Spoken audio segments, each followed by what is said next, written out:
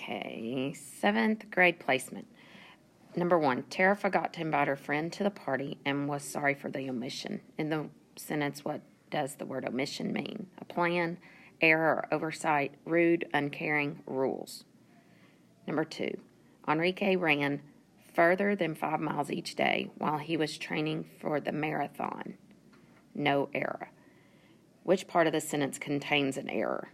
Further than, marathon, or no error? Number 3, what does the prefix re mean in the word rewrite? Do again, not, against, before. Number 4, Mary wanted the gallidified dress because of the pretty color and high quality. It would be perfect for the fancy governor's dance. Gallidified is a made-up word that most likely means elegant, gaudy, simple, floor length.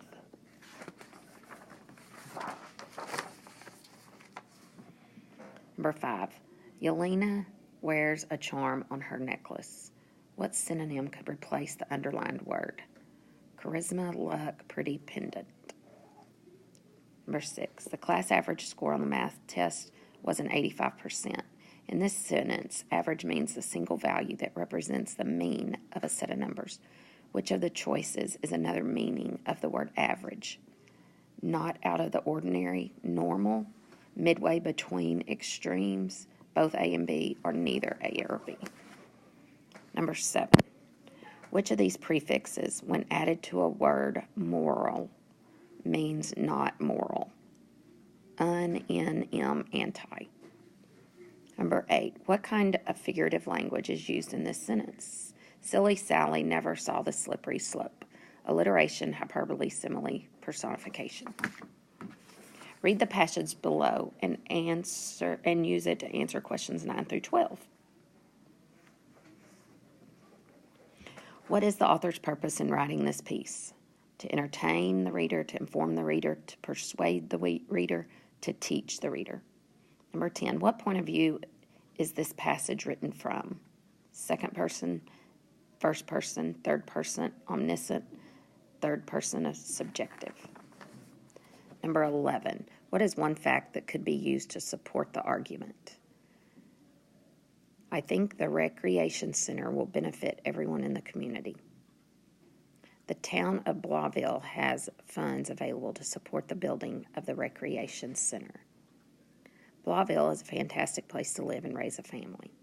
Everyone in town is excited about the prospect of a new place for kids to play sports.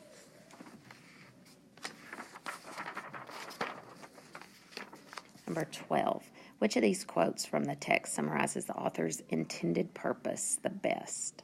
Additionally, some of the kids in Blauville have expressed interest in playing sports. This would be a great opportunity for teens in our area to learn teamwork while staying physically fit.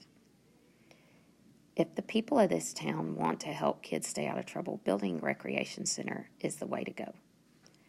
A recreation center would give kids in our town a safe place to go to hang out with their friends and find exciting things to do. Number 13, use the poem Fog to answer questions 13 through 15. In this poem, the poet uses what kind of figurative language? Simile, hyperbole, metaphor, alliteration. Number 14, in this poem, the word haunches means hind legs, arms, sides of an arch, or back. Number 15, based on the poem, one can infer that the mood in the city is of an exciting and lively evening, a lazy afternoon, a hectic morning, a calm, quiet morning.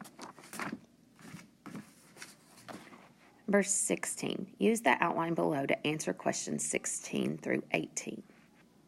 What is the topic of this outline? The treatment of people in the concentration camps? The good things Elie Wiesel did? The war and what people did afterwards? The life of Elie Wiesel. Number 17, where in the outline would be the best place for the fact Elie Wiesel established the Elie Wiesel Foundation for Humanity in 1986? Early life after later transported to Buchenwald and liberated in 1945. Early life, before Elie Wiesel was born in 1928 in Siyet, Transylvania. Later life, after in 1986, Mr. Wiesel won the Nobel Prize for his contributions to humanity. Later life, before wrote a book about his experiences titled Night. Number 18.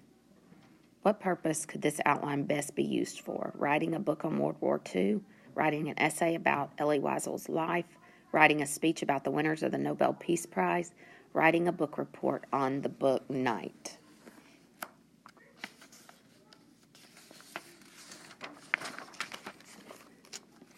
Number 19. Use the excerpt below to answer questions 19 through 22. Which of these words used in the excerpt has multiple meanings? Wrote, true, clear, mean. Number 20. Based on this passage, do you think the author is biased or unbiased? 21. What is the main idea of this excerpt? The monster was mistreated by his creator, Victor Frankenstein. Mary Shelley wrote one of the greatest science fiction books. The ability to do something does not mean you should do it. Technology has made our lives better. Number 22. Prometheus is the Greek myth about how a god gave the knowledge of fire to man. Prometheus was severely punished for giving away this knowledge. In literature, fire can be both destructive and comforting, sitting by a fire on a cold day. Why do you think Mary Shelley titled her book Frankenstein, or the modern Prometheus? To show how much she really liked the story of Prometheus, to show that the monster was comforting despite what everyone said, to show that literature uses the same things repeatedly, to show how destructive knowledge can be. 23. Use the passage below to answer questions 23 through 30.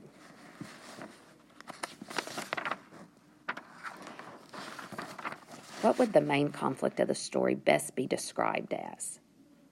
Person versus person, person versus self, person versus society, or person versus nature?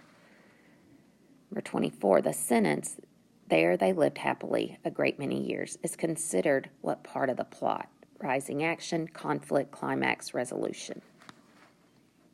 25, when does the climax occur in the story, The Frog Prince? When the princess first meets the frog? When the king tells the princess she must keep her promise? When the frog shows up to collect on the princess's promise? When the princess and the frog prince ride away in the coach?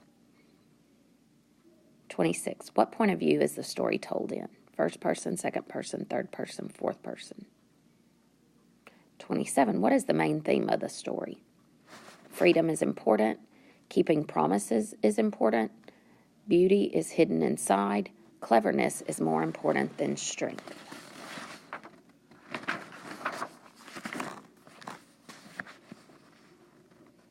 Number 28. What is the most likely setting of the story? In the past, in a make-believe land? In the future, in a big city? In present time, in a small town in Pennsylvania? In the past, atop a frozen mountain range? 29. What was the motivation for the frog to get the princess's ball? The frog wanted to marry the princess. The frog wanted to break the curse. The frog wanted to meet the king. The frog wanted to hurt the princess. Number 30. What part of the story best helps to support the theme? The personalities of the princess and the servants. The princess walking away from the frog after he got her ball. The frog prince asking the princess to marry him. The frog diving into the pond to bring up the golden ball. 31. What kind of figurative language is used in this sentence? Sparkling with joy, her eyes shone like diamonds.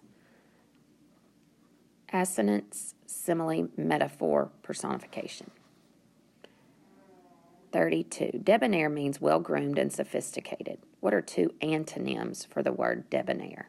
Elegant and suave, awkward and bumbly, lanky and wealthy, plentiful and sweet.